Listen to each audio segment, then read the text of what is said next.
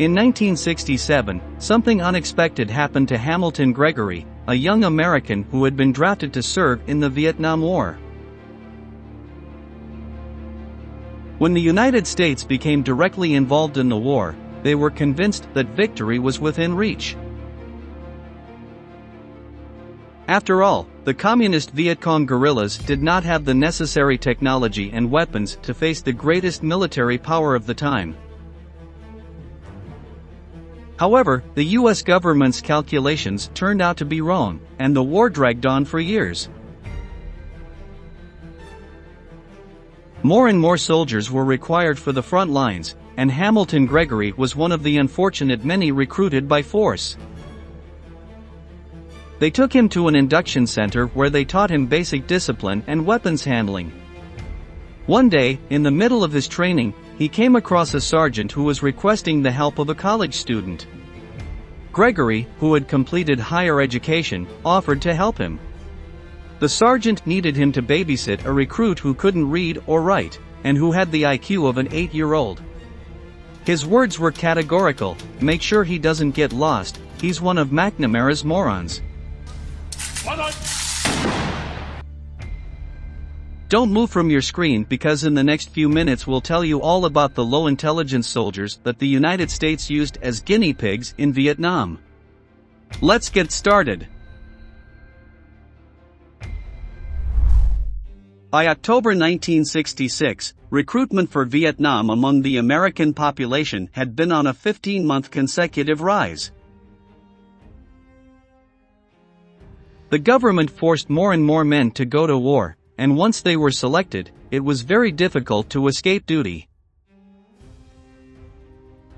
Nearly 50,000 men were drawn each month to fight, and if they refused the call of duty, they could end up in jail.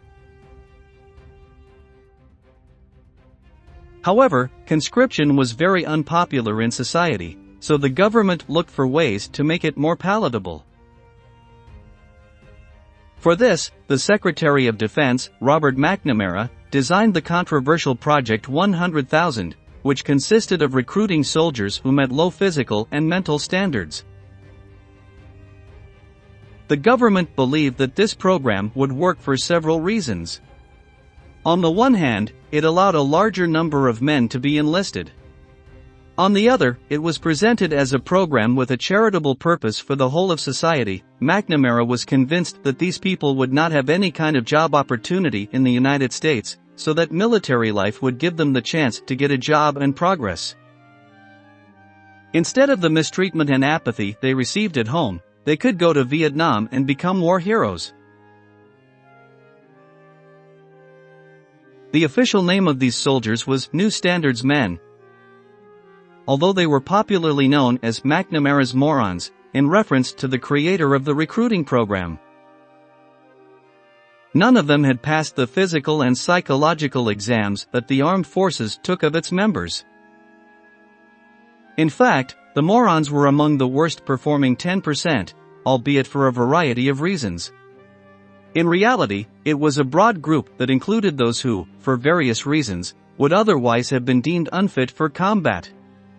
Most had in common that they had dropped out of school, extremely low IQs, and the fact that they came from poverty. 70% of the families of these soldiers did not earn a minimum wage, and in many cases they were single-parent homes, that is, with an absent father or mother. On the other hand, nearly 10% of McNamara's morons had received a prior conviction for misdemeanors. For the Secretary of Defense, sending them to Vietnam was the only way to reform them, since he assumed that in the war they would gain the necessary skills and talents to reintegrate into society. Let's see some specific cases to know the profile of these soldiers.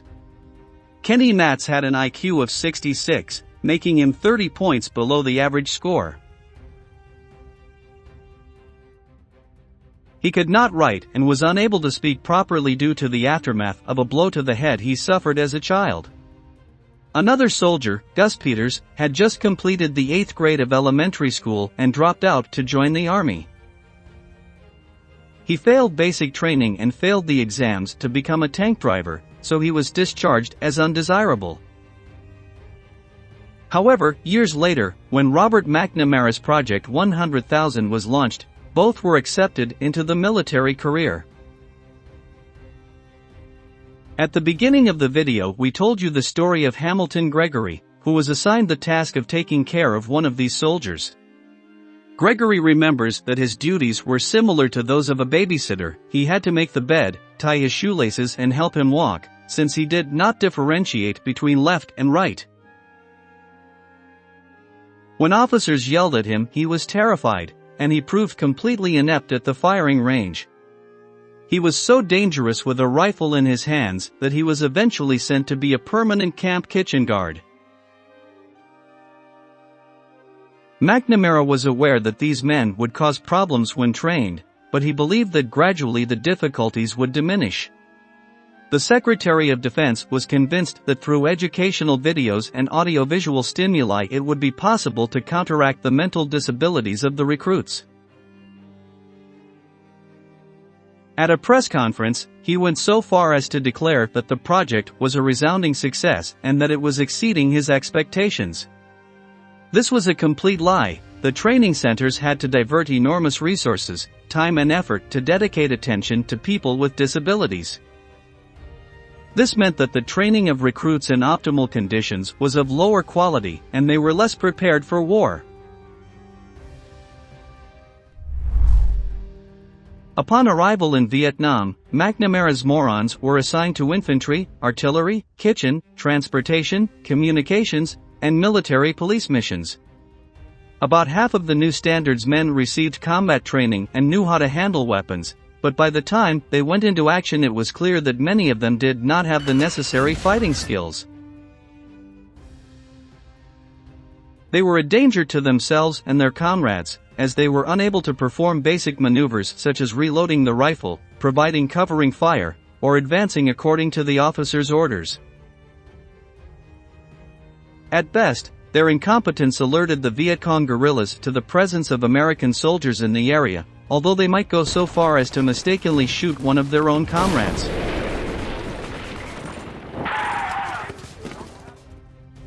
Throughout the Vietnam War, 354,000 people with disabilities served in the U.S. Armed Forces in various capacities. Of that number, some 5,500 perished on the battlefield, some 20,000 were wounded, and an unknown number, although high, ended up deserting the army.